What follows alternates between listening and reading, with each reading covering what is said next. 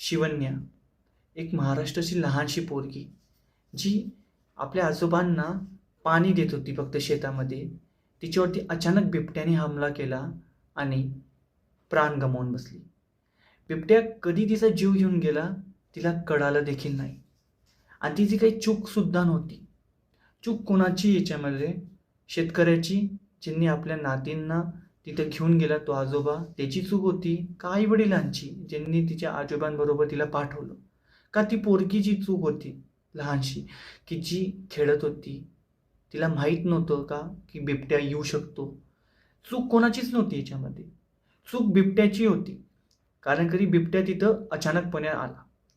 पण आता आपण चूक बिबट्याची नाही बघायची आहे, तर चूक बघायची आहे वन विभागाची, की कुठं हे वन विभाग झोपलेलं. आंबेगाव, जुन्नर या असे अनेक खेड्यापाड्यांमध्ये जर का तुम्ही पाहायला गेले तर संध्याकाळच्या 6 नंतर जसं की म्हणजे बंदी लागून जाते पूर्ण गावामध्ये. एकदम शांतता पसरलेली असते. कित्येक तरी घरांना अशी जाळी लावण्यात आलेली आहे घराच्या बाहेर की हमला देखील करता यायला नको हवा बिबट्याने.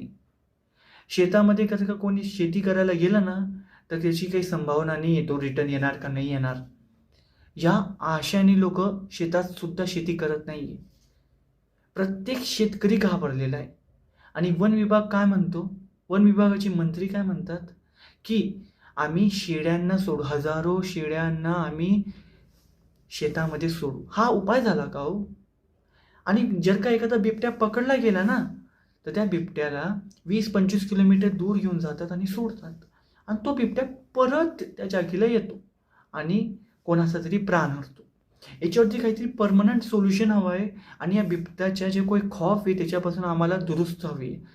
आमचे जे महाराष्ट्राचे, आमचे जे काही तमाम लहान लहान गावाचे जे लहान लहान मुलं आहेत, जे काही आया बहिणी आहेत, जे काही म्हातारे आहेत, आमचे माझे आजोबा वगैरे जेवढे पण वयाचे लोक आहेत, त्या सगळ्यांना या बिबट्याच्या भयापासून मुक्त करा, हीच आम्ही प्रशासनाकडे विनंती करतो.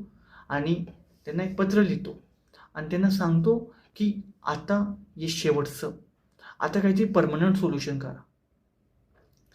मान्य की बिबट्याचं पण आयुष्य असतं, त्याला पण जगायचे. आम्ही पण आहेत ॲनिमल प्रेमी, आम्ही पण आहेत की जनावरांना प्रेम करतो. पण आमच्या मुलांचं रक्त पिऊन सण जर का तो जात असेल तर आम्हाला नको येतो.